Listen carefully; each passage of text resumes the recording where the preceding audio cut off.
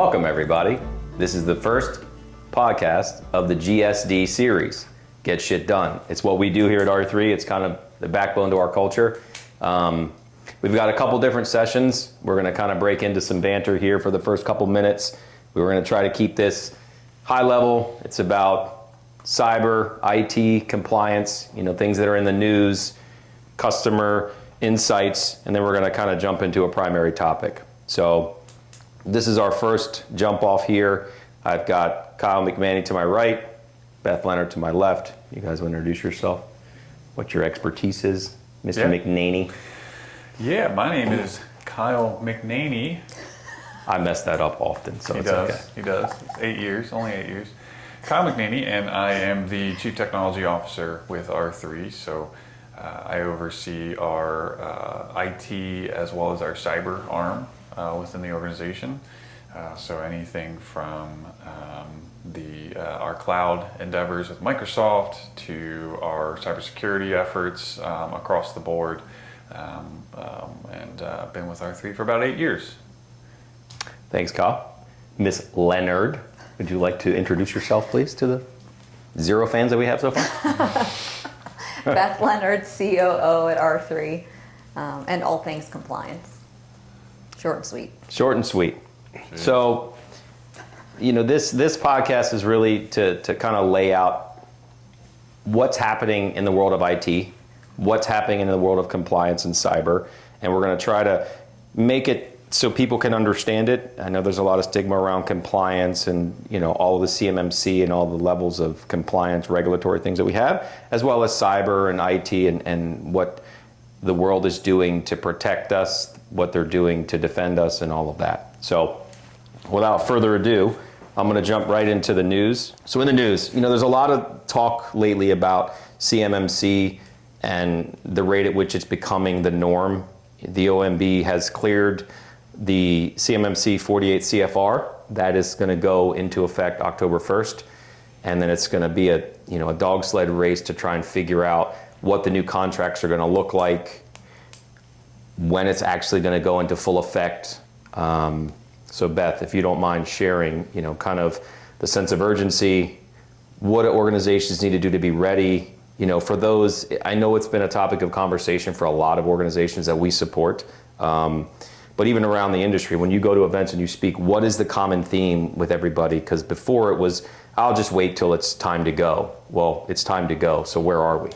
So I will say, just to correct, they expect the contracts to start showing CMMC certification requirements starting somewhere around the October timeframe at the earliest, which you can expect as a DoD contractor, prime or subcontractor, or an organization who might be going after the DoD work to see that in their contracts, and not just to follow along, but also to get certified, whether that be level 1, CMMC level 1, level 2.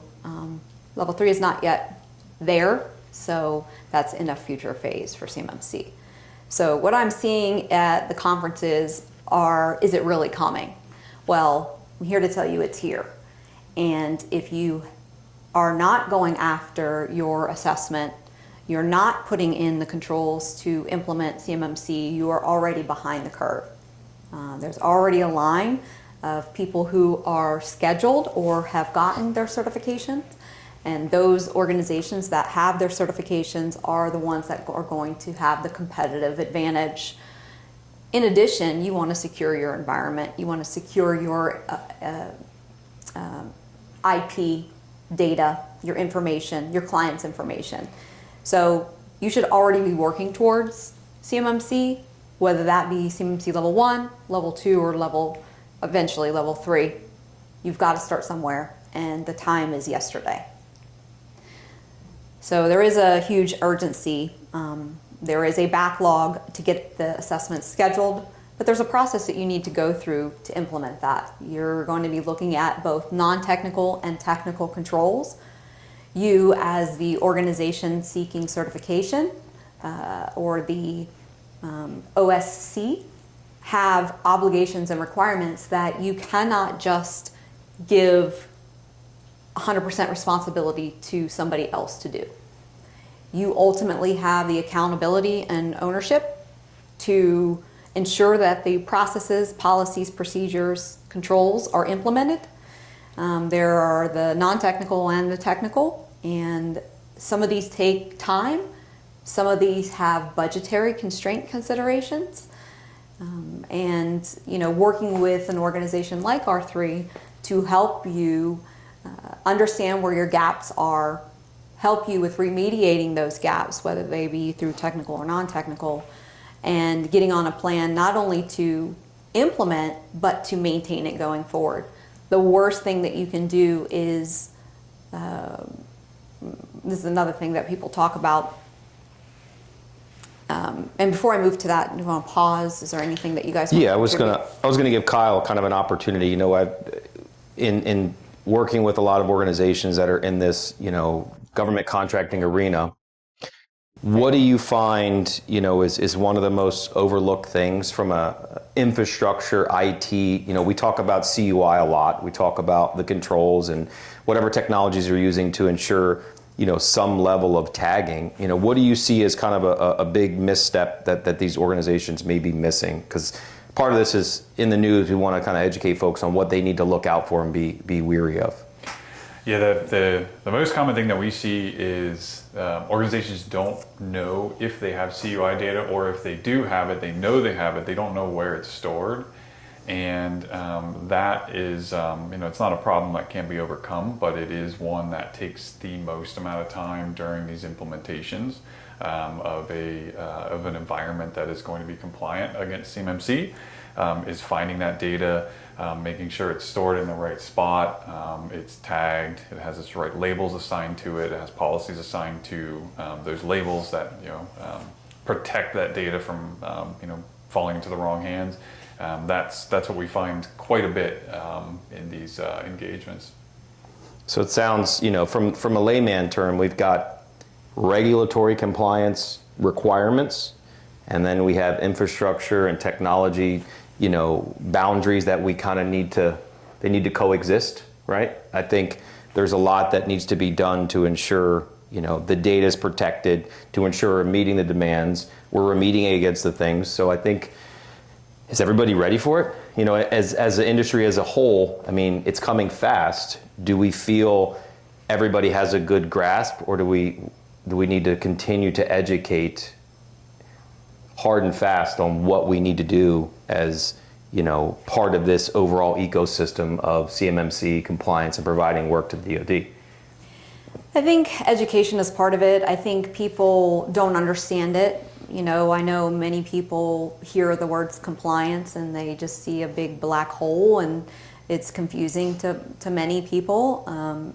Oftentimes organizations treat it like a checklist, when the reality is that our adversities are continuously coming after us. And you have to stay abreast of what's going on, what the market trends are, what the adversaries are doing. You have to keep your environments up to date. You have to be monitoring and continuously setting up newer controls, remediations to best protect yourself and your clients. And I think that education is one of them, but also not looking at compliance like a checkbox, looking at as a way of life, looking at as something that you need to do to shore up your organization. Just like if you own a house, and if you do nothing to maintain your house is not going to be around for you and your families to be in. Many people like to pass down their homes or to resell so that they can go and get a different or new home, maybe go live in the beach somewhere. And but if you're not, we all love the beach. If you're not replacing the shingles that blew off your roof, the water is going to get in and damage your home. And if you're not continuously caulking around the edges of your windows, the water is going to come in, the bugs are going to come in, animals are going to come in and destroy your home. If you don't have bug service, it could be cockroaches or ants or other things. We had that yesterday at a meal, but oh God, that was disgusting. Yes, I'd just like to add, you mentioned about compliance not being a checklist, and it's actually, I had not been exposed to all of the different compliance regulations, prior to being here with R3. And at first, Beth brought me into this world. It was, And I'll take you out. Just kidding. it was a very, Indeed. it wasn't. I didn't find it enjoyable at first. I was like, this is silly. This is a lot of checkboxing things, but this doesn't really mean anything. Like, I know what we need to do to be secure, but what it actually ended up doing for me, on the technical side, was that it gave me a solid foundation to build upon that has been industry proven, and that isn't just this isn't just CMMC, but there's other compliance regulations. I mean, we started with ISO, then we moved into SOC 2, and then CMMC, and there's just different levels of this, and it. As a technical professional and somebody that receives a lot of information on a day-to-day basis on the internet, doing research, using AI, there's a lot that's out there, and it can be overwhelming for a technical professional. And having something such as a compliance regulation to build off of, it really helps keep you focused on what you need to go after, from a methodical perspective. Even if it is a quote-unquote checklist of control, AC 1 dot what have you, at least having something to build off of that to establish that level of security, and really just a good foundation to the infrastructure as a whole. So I found that really helpful, and Beth had told me early on, the people that. The people that resisted at first actually find it to be the most helpful after having done it, a few years, and it is. I couldn't agree more with that statement. Every time it's audit season for us, I'm like, oh yeah, I get to see the fruits of our labor, and I actually enjoy going through that process now, just because it's. It gives you a foundation, something that's been proven that works, and I think it's really important to have for the industry as a whole. Just like we do, with when you buy a house, you have to get it. You should get it inspected for something you're living under. There's something over your head that could fall on you. The same thing goes to IT as a whole. You're in a business. You have technology to help do that business, and or to help to perform those business functions. And not having some sort of regulation to go against as a foundation, you're really just you're kind floundering. of just you're not you have nothing, you have no foundation to build off of. It helps guide you, and it gives you some, like you said, the proven processes and procedures to implement these best practices. But it allows you to see the forest through the trees. You can really hone in on metrics, data that starts getting collected from repeating those same processes and procedures. Yep, and then to make business decisions, data is incredibly important. And that's one of the things that we've talked about since I came on board here is data-driven decision making, data-driven decision making, and it's not easy to put those things in place, because if you don't have the systems and the processes in place to be able to gather measurements and data consistently, correct, to see the picture, to see the storyline, to be able to make the decisions, you are left going from this fire to that fire, this thing to that thing, and you forgot about that thing over there, and this allows you to be more efficient. Yep. It's a little bit of whack-a-mole. Yeah. When you're trying to run an organization, you need to have some boundary, but you have to have a guiding light to direct the ship and where it's going. And I think, R3 has been a supporter of compliance for 12 years at this point. When I first started the organization, we didn't have a lot of that. And then we met Beth through another engagement, and we've taken that on as part of our being and who we are. So that was a good topic. I'm going to change. We're about 7 minutes behind, but that's all right. We'll just move into the next, in the news topic. California finalized an AI risk assessment and cybersecurity regulations. State level regulation is leading the way where the federal law is lagging. So as we approach this new territory of AI and what capabilities and access it gives all of us in the workforce, even in other functions of our life. You know, California kind of stuck its nose out in the water, or its bow out in the water, and said, hey, we need to put some boundaries around this, you know, and really understand what the impact and risks are to using some of these technologies. You know, I'm gonna speak to Kyle first on this one, because you play a lot in this space. You know, what are your thoughts about them kind of stepping out? Are they making the right move? What should organizations and people, you know, at a C-suite level, a management level in an organization that comes in contact with AI on every front, what are some suggestions for what we should do as organizational leaders to ensure we're actually maintaining smart AI hygiene, we'll call it? You know, we talk about cybersecurity hygiene, let's talk about AI hygiene. Yeah, I think it's really good that California's taking that step. I think it's a little late. There's a lot of catching up to do, and I hope we can get there. I think it's especially important given the nature of you know, California and Silicon Valley and all of the you know, a lot of the startups that exist over there, especially right now, AI startups galore in that area. So I think that's really important to build that. For an organization, you know, addressing AI in their business, it's inevitable. It's going to make its way into your business. Probably already is. You may not even be aware of it. There are you know, a number of things to be aware of in general with its usage. Is, you know, number one is understanding and ensuring that your employee base understands what they put into an AI platform has the potential to be public knowledge at that point. And so if your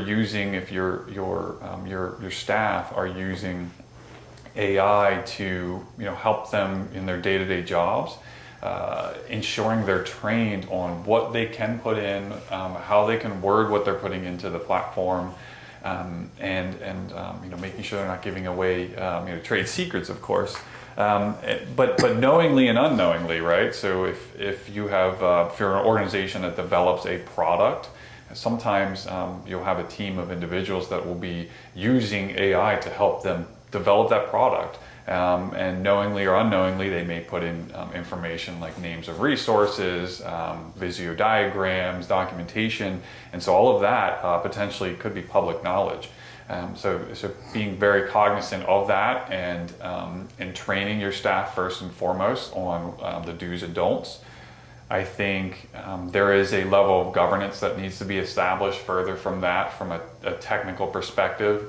You're not going to be able to prevent all AI usage. I mean, if, you know, people have their own cell phones, they can have an app installed on their phone, they can do whatever they wish on there, of course, but at least making it a little bit more difficult to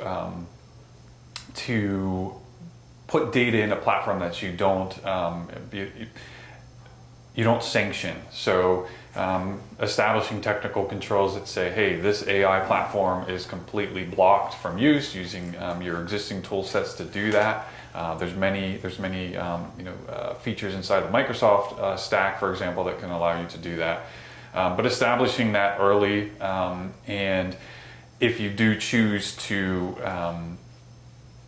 procure some sort of AI tool set, doing the due diligence and looking into that company that you're going to be working with. You know, when we procure a tool set, for example, it doesn't even have to be AI. We consider a couple different options, and we do some research into those companies, because that's part of the supply chain at this point. And so ensuring that your you know, the company that you're essentially going to be giving a lot of data to, that they can be trusted with it. Looking at things like, are they compliant against different industry regulations like SOC 2, FedRAMP, CMMC eventually, NIST. FedRAMP is an important one, you know. Yep. That was, go ahead. Yeah, and just you know, those are for us. Those are, you know, very early on. If they don't meet those standards, it's almost a deal breaker. You know, in putting that sort of data into that platform. And also what where are they storing? Yep. Both physically where are they storing, and then is it secure? Who has access to it? What country are they storing that data in? Are they storing that data? What's their retention, destruction policies and processes as well?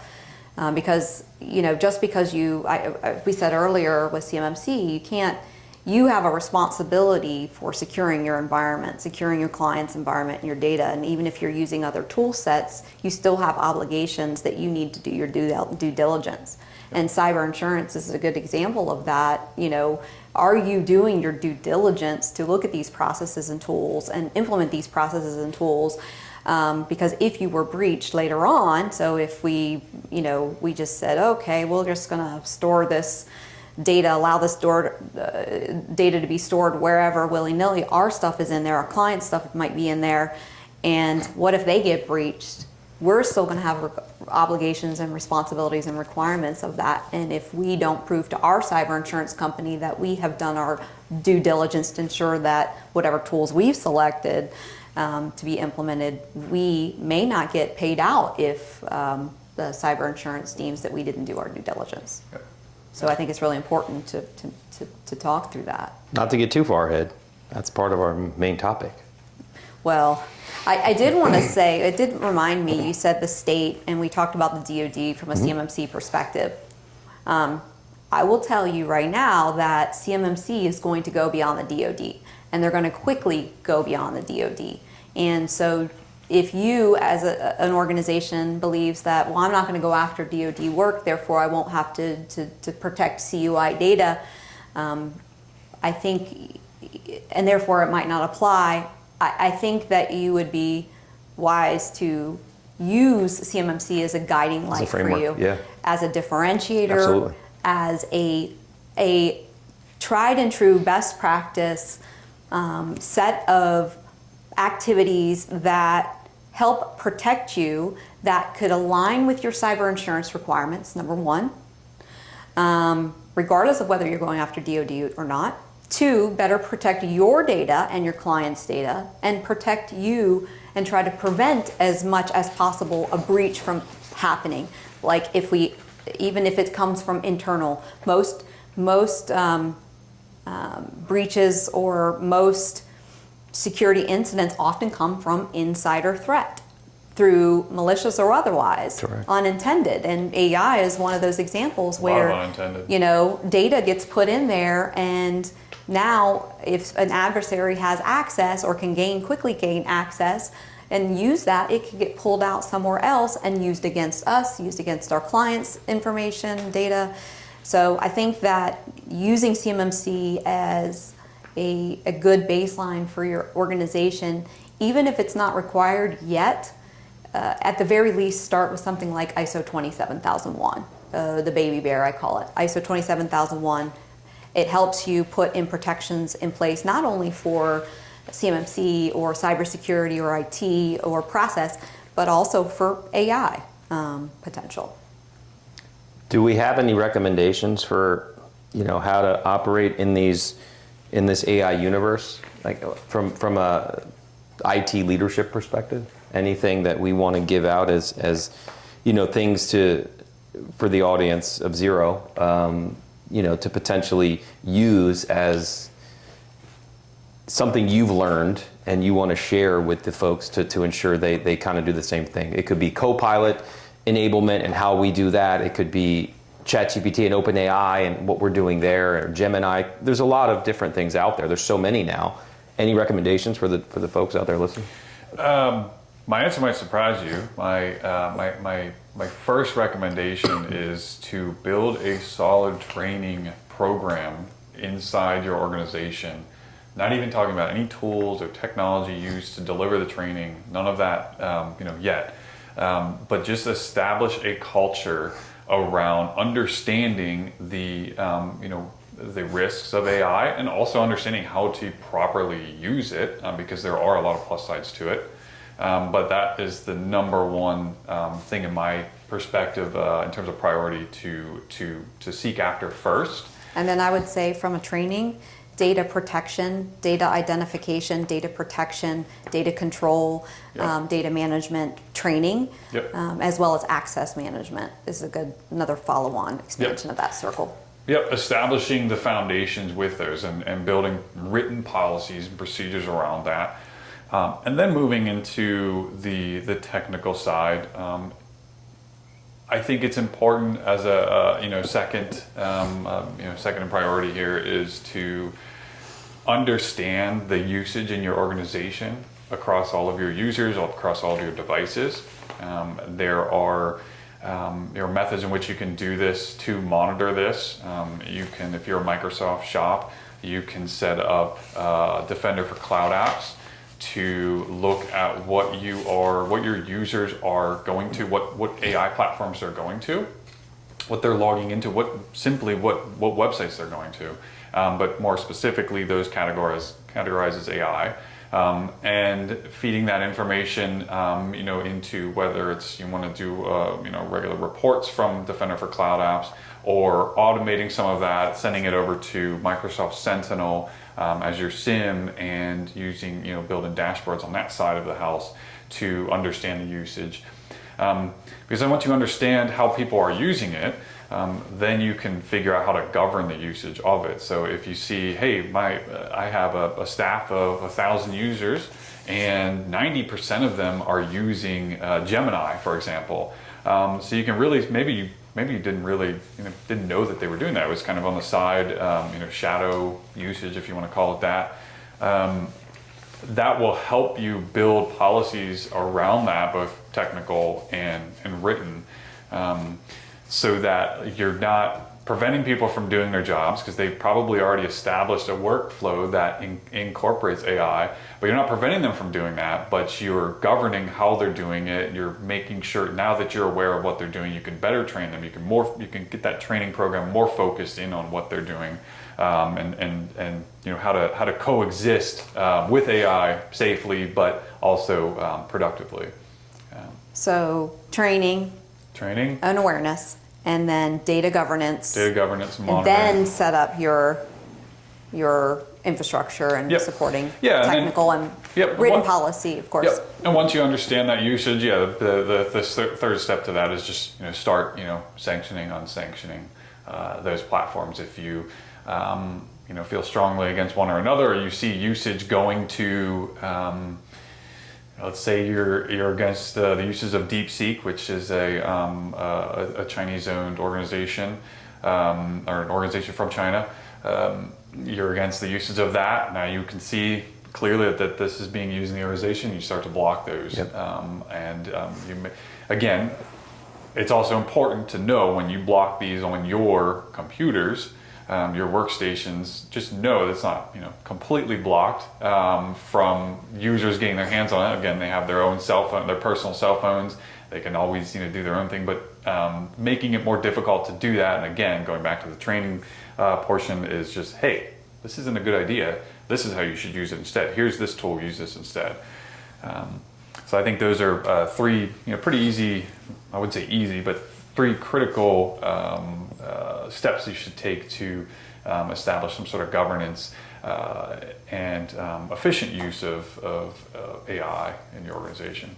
And then you wrap that in with continuous evolution and enforcement. So now, performing internal audits, looking at the data that you're starting to capture and collect, taking actions on those, sending out new advisories in the organization for awareness. Communication's key. Communications. Keeping everybody in the loop, in the know. 1000%. If you see something, say something. That's something we try to educate all of our staff. See something, say something. Yep. Something seems off, you got to raise your hand and raise a red flag. Yep, exactly. And then updating your infrastructure, updating your policies, doing remedial training, maintaining, managing, and continuous evolution. It's not just the checkbox. We've done those things. Now we're going to continuously repeat that. Absolutely. To make it better. Yep. So the next in the news, we've got 6. I think 6 is going to be a lot to much. cover. So Yeah, we're going to do sorry. 3. So the next one is, we've heard a lot about expense reduction over the last year. We've heard a lot about cost savings. We've heard a lot about tool consolidation and resource reduction and the Doge effect and all of that. And with that comes burnout, right? Because we're expecting people to do more with less, whether it's using AI, using some agentic automations, whether it's asking your workforce to do more. So as we approach this, from a cybersecurity perspective, we're having levels of burnout, right? And we know there's things called log fatigue where we just get inundated by the data and people don't know what's false and what's real because there's so much coming at us. So, where do we see enhancements coming, considering the fact that there's so much expense reduction? We're expecting a certain outcome of performance from our teams, but we don't have all the resources to be successful, right? We've got budgetary constraints, we're understaffed, but we have to maintain a resilient front to defend against cybersecurity threats, AI threats, compliance requirements that are now becoming mandatory. What are some things we need to start to think about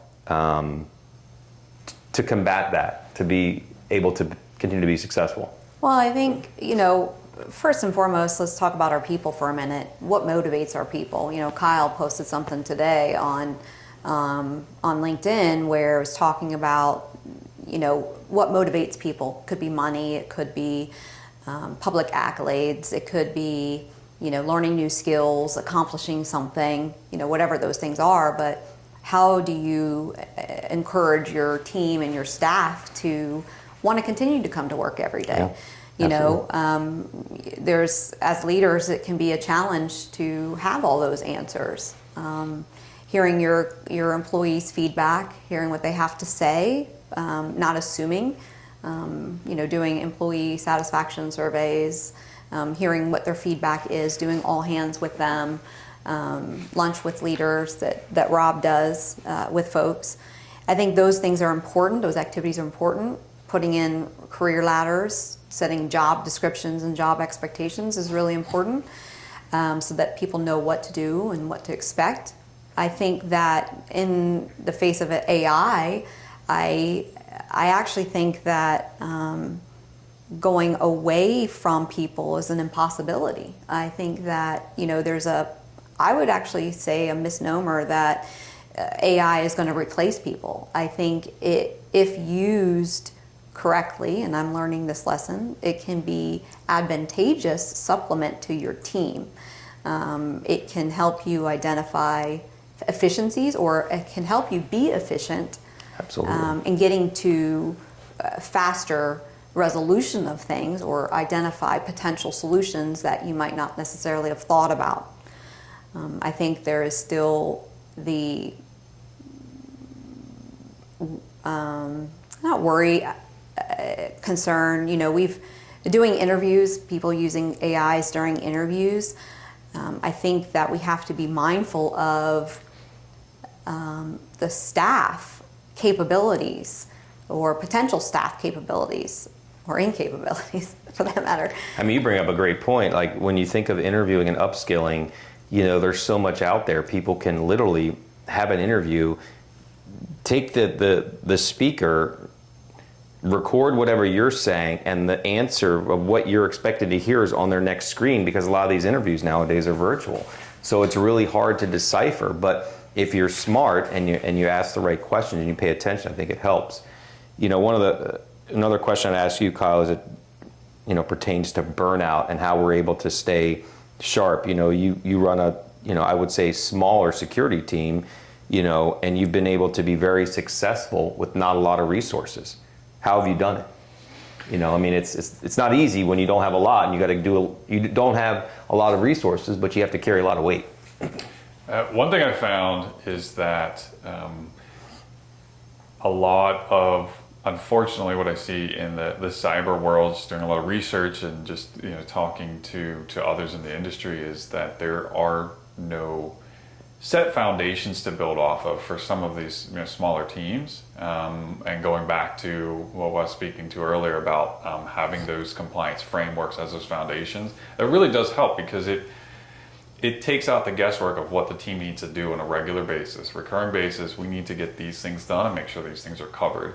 And if you're staying proactive like that, the amount of alerts, the amount of incidents that come up, it starts to, and we've seen this firsthand in doing this in our customer environments, the amount of alerts that go through, starts to dwindle. The amount of after hours, incidents that come through start to go down. And now the team is spent focusing on managing the security posture of organizations.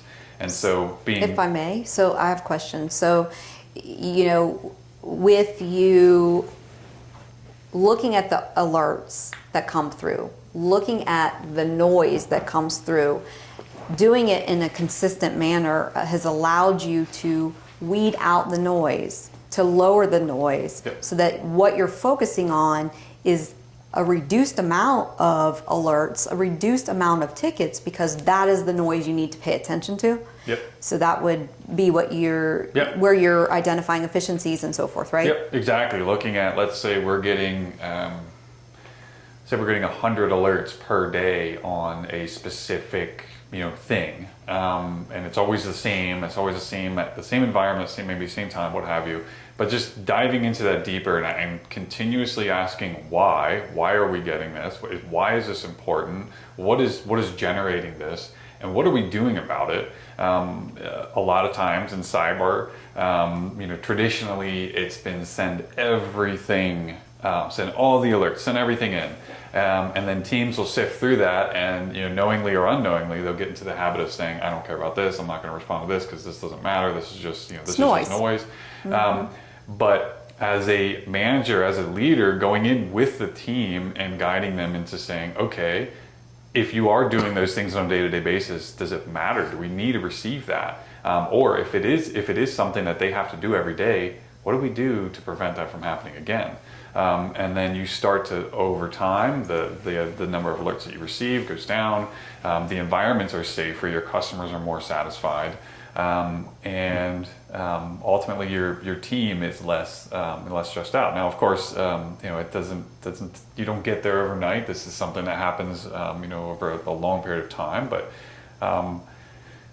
as someone managing the team, as someone leading the team, staying diligent and keeping a positive outlook on it, I think is very important, because sometimes things can look pretty dark, and for the team, and that there's no light at the end of the tunnel. So even if things seem a little grim, just having that that attitude and establishing that culture with the team that, hey, it's a little rough right now, but we're going to get through it like we always do.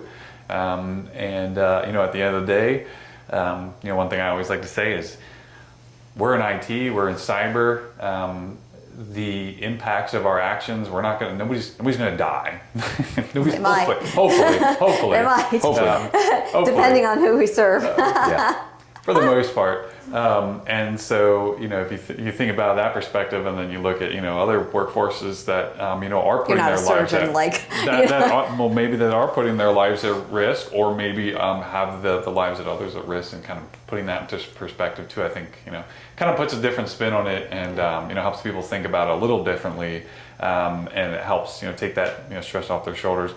One other really important thing that I found really helpful, back to understanding your team, is setting goals with your team members that, maybe you have a few team members that are very, they're always on it. It doesn't matter what time of day they get an email or they get a message, they're always responding to it. But setting some goals with those individuals to actually disconnect, and it might sound a little crazy, That's a good one. Setting goals with them like, hey, I want you to, what's your hobby? Okay, you're into soccer, you're into hockey, whatever. I want you to, in your hockey league, in your soccer league, I want you to set a goal to reach this many goals per season, and kind of making that as part of their career growth, because, like it or not, that does impact their day to day, because if they're fulfilled outside of the workspace, that translates into the workspace, because they're full. They're a full person, I guess. Best way to say it. So They're fulfilled. fulfilled. They need fulfillment, and I was going to say, like, mental toughness, and having a break and an ability to kind of detach from some of this stuff, because it can be all consuming with cyber compliance, IT as a whole. We have to find our why. Yes, it's a job, but I think a lot of what you just kind of alluded to, you've got to have something else that makes you want to get up every day and do this and fight the fight, because no matter what we do in the world we live in, it's always coming at us, full speed ahead every single day. So, and I think finding passions, right, inside of work. Absolutely. Looking at our staff and seeing what they're passionate about doing. We try to really do that as much as possible, to align, their needs and wants and passions with what they're doing, so that they're enjoying what they're doing. What is their fulfillment? What are they getting out of that? We can't always do that 100%, because, as a business, we still need to operate and certain things need to get done that nobody ever likes to do, of course. But ultimately, there are people that do like that. So fitting your team in like a puzzle piece to be able to work to one big unit is really important. All right, we're going to go into that. That concludes in the news section. Now we're going to jump into customer insights. So the topic for our customer insights today was one that you were kind of leading into earlier, was the whole need for cybersecurity. So why?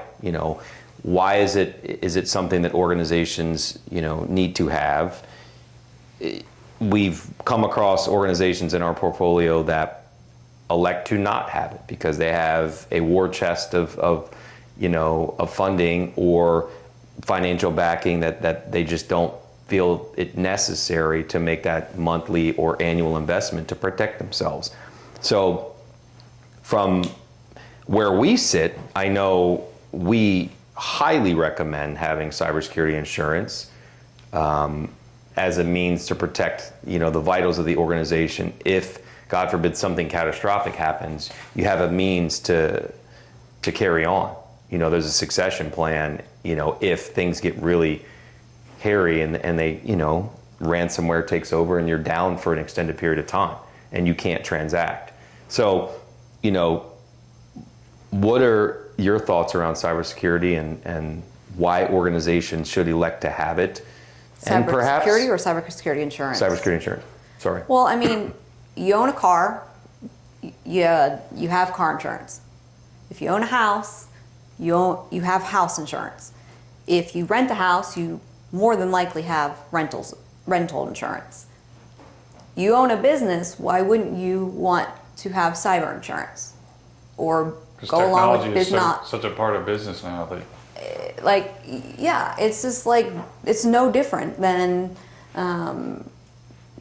you have a car, you have flood insurance, you have house insurance, you have those things to protect you, to offset your financial impacts should that thing happen, should you get breached. And it's not if you will get breached, it is definitely when you will get breached, because I will guarantee you will get breached. And the breach might not even come from where you expect it to come. Kyle talked a lot about processes, written processes and policies and training. Your internal staff oftentimes will inadvertently be the one that opens the door for the adversary. When you don't have those consistent methodologies and processes and procedures, a good example of this is, and this is a common occurrence, finance and accounting team will get an account information change from a vendor or a supposed client. And it says, okay, our bank account information is going to be shifting. We're now moving to this bank. They have the, relative savvy enough email that gets sent to accounting. Accounting doesn't have controls and balances in place, checks and balances in place to validate and verify. They say, oh, yep, take it at face value. That email must be correct. Okay, I'm going to go ahead and change that account information, send off that $2.5 million payment to whomever. And lo and behold, you actually sent it to somebody in some other country that has nothing to do with your business.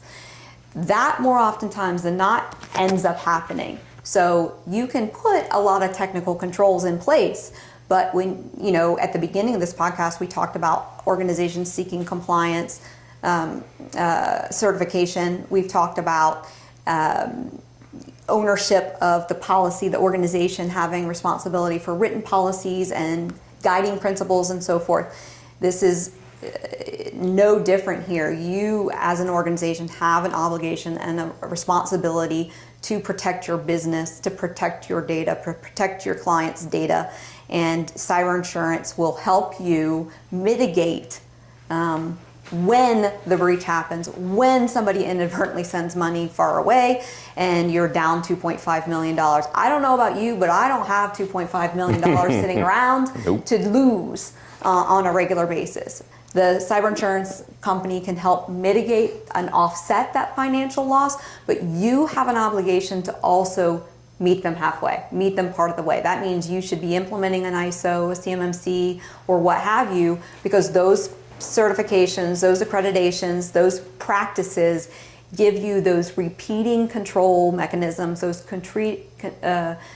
ongoing management functions, like backing up your systems, like ensuring employees are terminated appropriately so they don't have access if they leave, that they have the right accesses, etc., to protect your business. So you have an obligation so that in the event of those breaches, you can get paid back some money and offset your loss.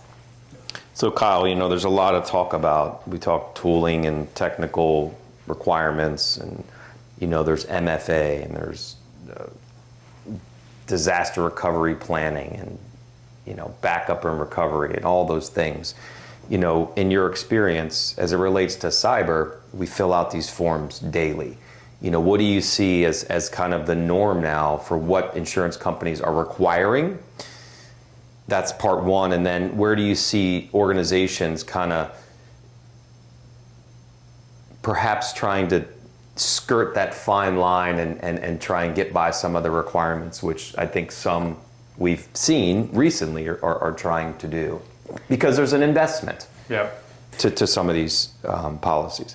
I think first and foremost, and this is the absolute norm now, is MFA, having that configured, but not just not just checking that box, but making sure it's configured on your admin accounts, making sure you're, from a finance perspective, which is something often overlooked by IT teams, is making sure those you have those controls configured in those environments. I see a lot of that in these questionnaires. I also see a lot more recently of security awareness training and having some sort of training program. Again, I'm big on the training today, but I see a lot more questions being asked around these programs existing in your organization, and I think it's it's needed, because The end user is the weakest link.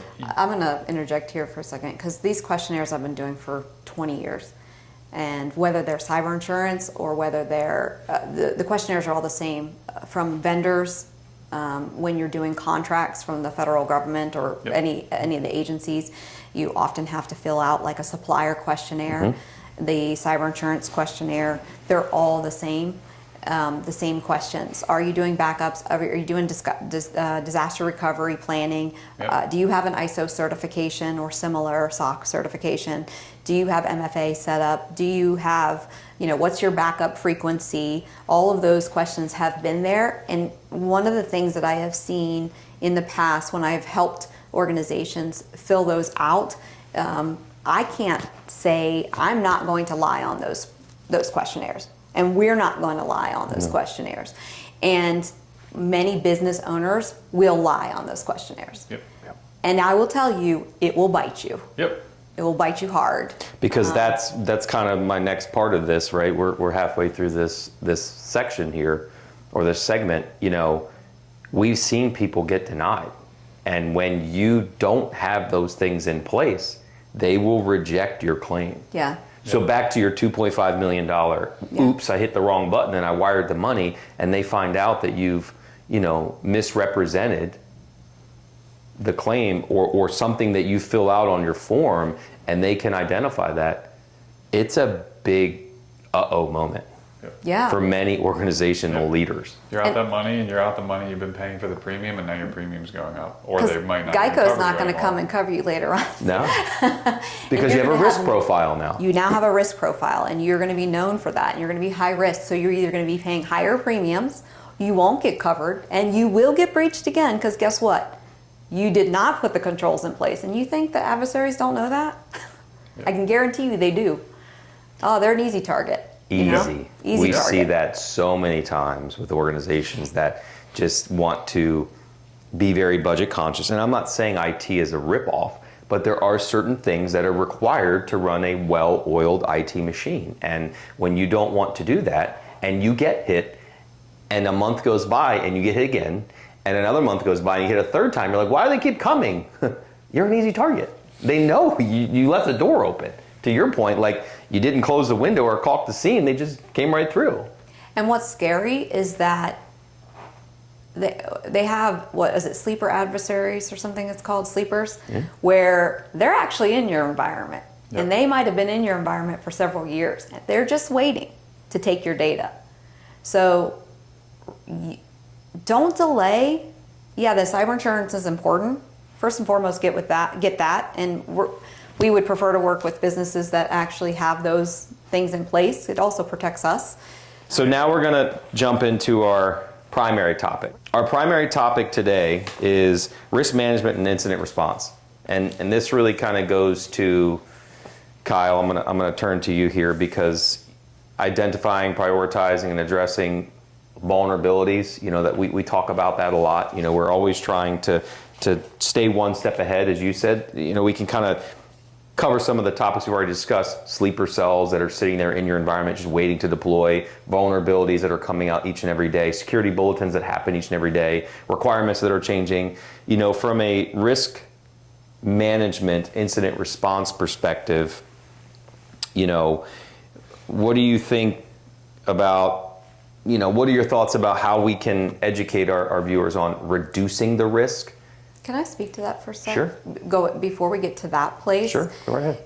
A lot of these compliance frameworks, the cybersecurity ones specifically, you actually use those controls as a risk management assessment. So what you should be doing from a risk management perspective is taking all of the controls from one of those ISO 27001, CMMC, NIST 800-171, SOC 2, and you perform a formalized risk assessment against that control. Do you have that control in place? Are you going to put that control in place? Why or why not? And what are the things you need to do to mitigate if that thing doesn't happen, if you don't implement that, etc. And that becomes your roadmap for implementing IT training, policy, security controls, etc. that enable you to then put in some sort of a vulnerability management program, because that's one aspect, that's one small aspect of risk management that's happening across the board. So it does start with risk assessment, but it's broader than just going into vulnerability management as one piece of it. Yep. Yeah, and the assessment helps prioritize what you need to tackle first and foremost before you jump into any technology or tooling.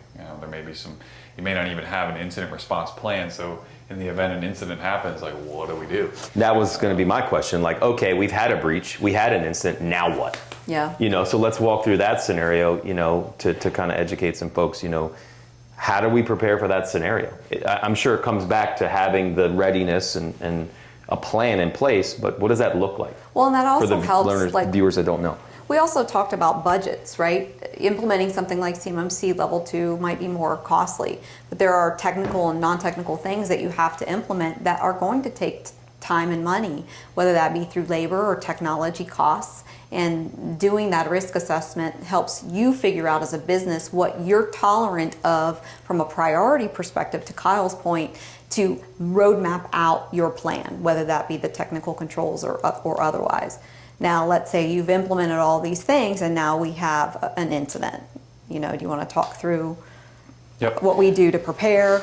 Yeah, so first and foremost, establishing an incident response plan. So what happens during the course of an incident, establishing that early and making sure the right parties are involved in developing that and understanding how it works, and not just the technical parties, not just the cyber parties, but also from a business perspective, those that could be impacted, that have some job to do. Like HR or marketing or public HR, relations PR, or lawyers, yep. We all have vendors and supply. We got it, Yeah. it can sprawl to a lot of different Exactly. areas. Yep, so making sure that those people are involved in that process and building that plan out. Written plan. I think that's a key thing Written to plan, yep. highlight. And doing annual or some sort of recurring tabletop testing where you do a what if this happened? All right, who knows what to do? Kind of treat it as a checklist, as like, okay, this happens, then what? Then who gets involved? Who gets involved from there? What do we do from a technical perspective? What do we do from a PR, internal communications perspective, external communications?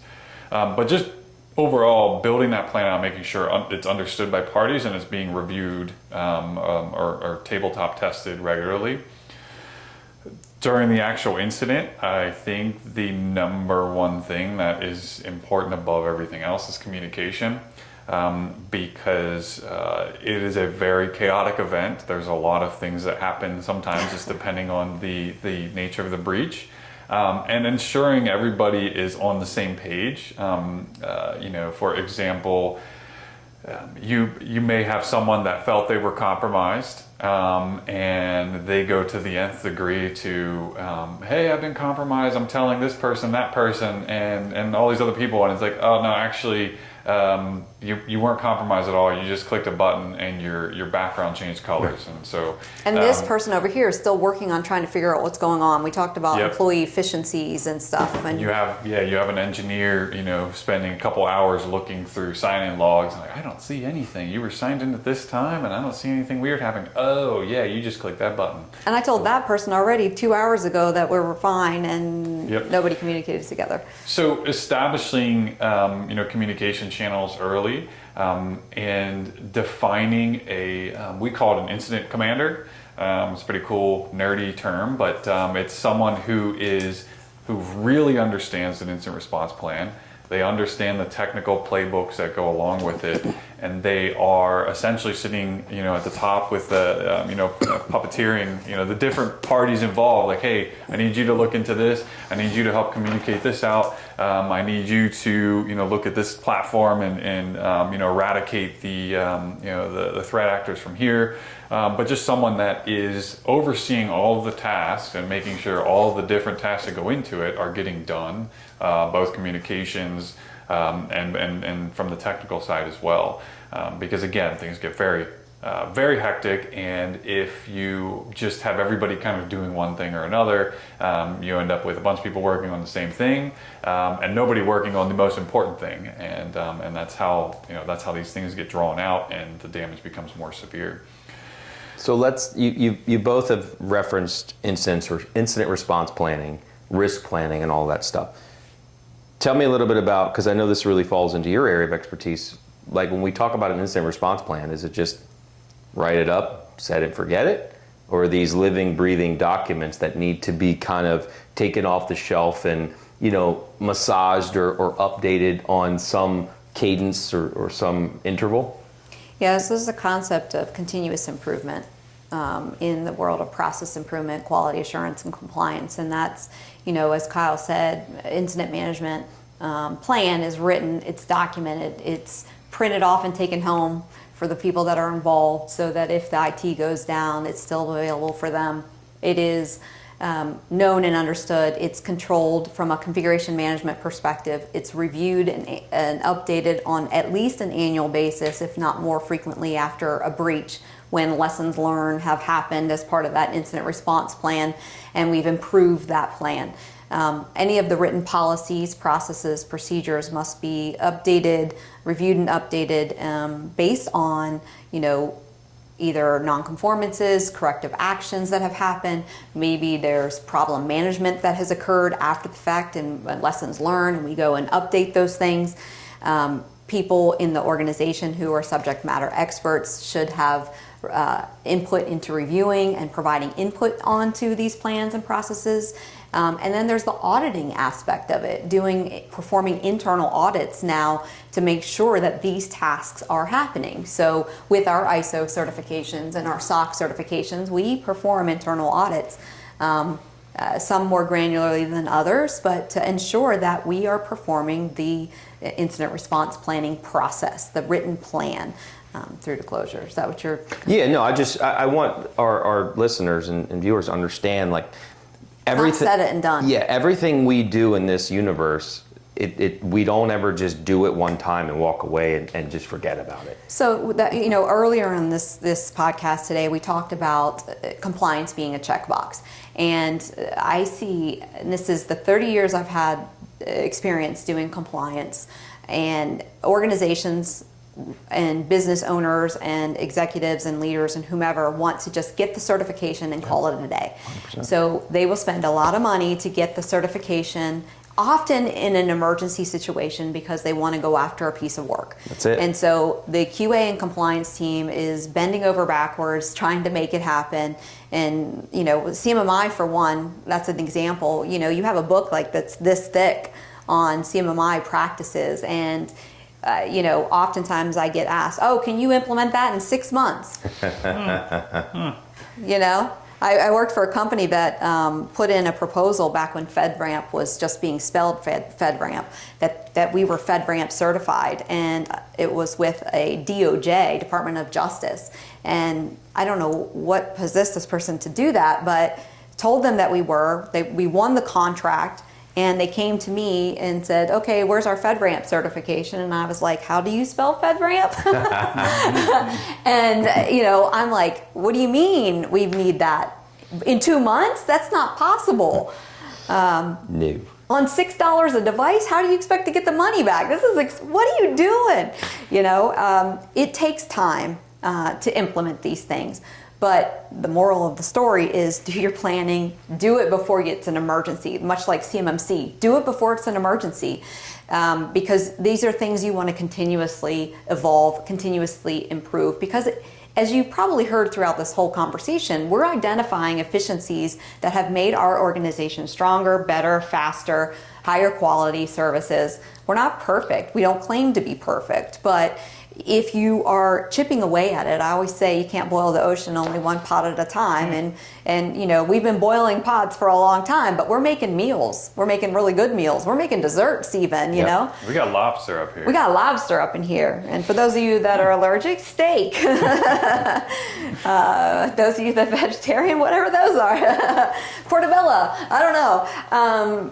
You're growing your own mushrooms. Right. So, no, but seriously, you can't stop doing it. It's a constant evolution. It's a constant looking, forward to the next thing. Correct. If you stop it and you don't do any work for the next 9 months, 10 months, and then 2 months before your next audit, you don't have the resources that needed to do all of the required things in there, let alone the artifacts and the policy updates and so forth. But you're not producing the metrics and the data because you didn't put the systems in place to capture the metrics and data, which are required in the certifications and standards and frameworks.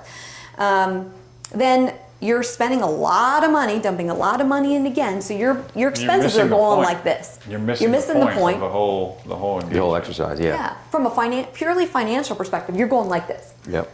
Whereas, let's plan it, let's build it into our systems and go like this. It's a lot more smooth and quicker to do that. Yeah, and when you get to, like you said, when you get to an audit, it's pretty painless because you got the artifacts, you got the data, you can show the metrics, you can show, how things have trended over time. It isn't like all of a sudden these peaks and valleys that nobody can explain, and the auditor's like, what the heck's going on here? You haven't patched anything in 9 months. Like, how is that going to be, an approved process? So I think it gives us maturity, it gives us scale, and allows us to really be on our game and And we actually look forward to our audits and our clients' audits. And why do we look forward to it? Because we are consistently doing it, and we are proud to show off what we've evolved to. Our metrics dashboard is pretty darn incredible of where we've gotten from a metrics and trending of data. We're at statistical analysis level in a lot of our metrics. And that says a lot for the organization to be at that state where you can make decisions, business decisions, process decisions, team decisions, client decisions, based on that data. Yeah. It helps reduce the subjectivity of things, and it really lets you focus on the important things and gets rid of some of the noise there to be more efficient. Well, that concludes the entire podcast today. We have no more to talk about. Yeah, insert something here. I want to thank all of our active viewers and listeners. Follow us on Spotify or wherever our marketing team decides to drop us. Where the format will kind of change. It could be the three of us. It could be one of us hosting this podcast. We're going to try to get some really influential guests and innovators and tech people to come in and talk about what's happening in the news and the technology space and try and show what it takes to push the boundaries to really do something special and at the end of the day, get shit done. So thank you, Beth. No, thank you, Kyle. Thank you. Thank you.